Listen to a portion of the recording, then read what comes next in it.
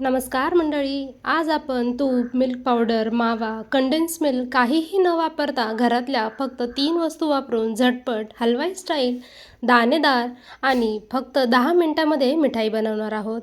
अशी मिठाई आहे की बॅचलर असेल, पहिल्यांदा बनवत असाल तरीसुद्धा अगदी परफेक्ट बनेल. चला तर मग लगेच रेसिपीला सुरुवात करूया. तांबे पितळीची भांडी पटकन कशी घासायची याचा व्हिडिओ मी काही दिवसापूर्वी अपलोड केला होता. तुम्ही त्याला अगदी भरभरून असं प्रेम दिलं, त्याबद्दल खूप खूप धन्यवाद. आणि ह्या व्हिडिओला सुद्धा तुम्ही असंच प्रेम द्या. चला तर मग लगेच रेसिपीला सुरुवात करूया. इथे मी एक कढई घेतली आहे. त्यामध्ये आपल्याला 1.5 लिटर फुल फॅट एवढं दूध घ्यायचं आहे. दूध आपल्याला आता हे गरम करून घ्यायचं आहे. दूध आता छान असं उकळलेलं आहे. आता आपण एका वाटीमध्ये 2 चमचे व्हिनेगर आणि 2 चमचे पाणी घेतलेलं आहे. आता हे आपल्याला दुधामध्ये हळूहळू मिक्स करायचं आहे, कारण आपल्याला हे दूध फाडून घ्यायचं आहे, म्हणजेच पनीर बनवून घ्यायचं आहे. तुम्ही पाहू शकता काही वेळानंतर असं पाणी झालेलं आहे, म्हणजेच आपलं परफेक्ट असं पनीर तयार झालेलं आहे.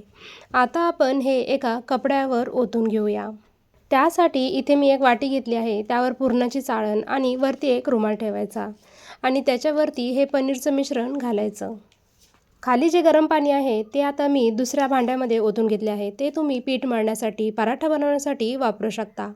आता आपण हे पनीर एका स्वच्छ पाण्याने धुवून घेऊया, कारण यामध्ये आपण व्हिनेगर घातलं आहे. त्याचा आंबटपणाचा वास जो आहे तो निघून जाण्यासाठी आपल्याला हे 2 ते 3 पाण्याने स्वच्छ धुवून घ्यायचं आहे.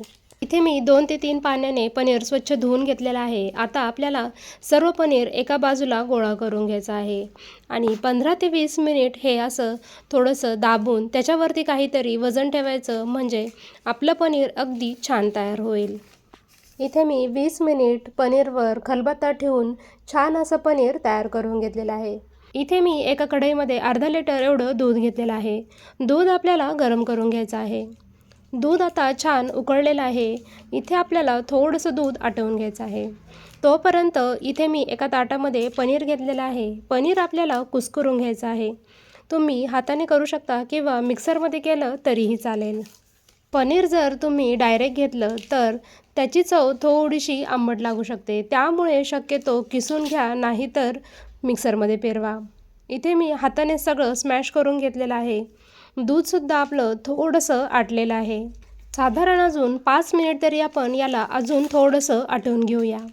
दूध आता आपलं बऱ्यापैकी आटलेलं आहे. यामध्ये आपण जे पनीर तयार केलेलं आहे ते यामध्ये घालूया आणि व्यवस्थित असं मिक्स करून घेऊया. पनीर आपण छान दुधामध्ये मिक्स करून घेतलेलं आहे. आता यामध्ये आपल्याला अर्धी वाटी साखर घालायची आहे आणि मिक्स करून घ्यायचं आहे. आता आपण यामध्ये विलायची पूड घालूया. तुम्ही साखरेसोबत घातली तरीही चालेल. आपल्याला यातलं दूध आटूपर्यंत हे मिश्रण व्यवस्थित आटून घ्यायचं आहे. साधारण 10 मिनिटांनंतर तुम्ही पाहू शकता यातलं जे दूध आहे ते बऱ्यापैकी आटलेलं आहे. अजून आपल्याला 1 ते 2 मिनिट हे छान असं आटवून घेऊया. 1 ते 2 मिनिटांनंतर मिश्रण आपलं घट्ट झालेलं आहे. गॅस बंद करूया. तयार झालेली आहे आपली इथे संदेश बर्फी. यापासून तुम्ही मोदक, लाडू, बर्फी काहीही बनवू शकता. आता इथे एका वाटीमध्ये मी बटर पेपर ठेवलेला आहे. त्यावरती आपल्याला हे मिश्रण गरम गरम असतानाच घालायचं आहे. त्यामुळे आपली बर्फी अशी सेट होईल.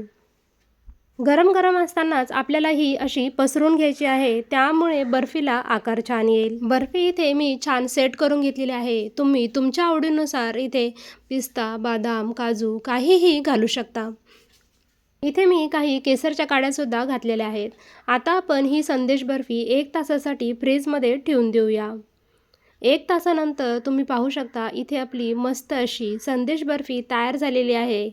अगदी छान दिसते आहे. असं वाटतच नाही आहे की आपण घरी बनवली आहे. एकदम हलवाई स्टाईल आपली संदेश बर्फी तयार झाली आहे. हवं तर तुम्ही याला कलाकंद बर्फीसुद्धा म्हणू शकता.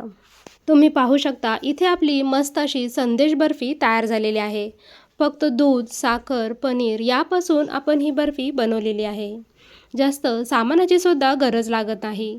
दिसायला तर अगदी सुंदर दिसते आहे. खायलासुद्धा त्यापेक्षा एकदम जबरदस्त आहे.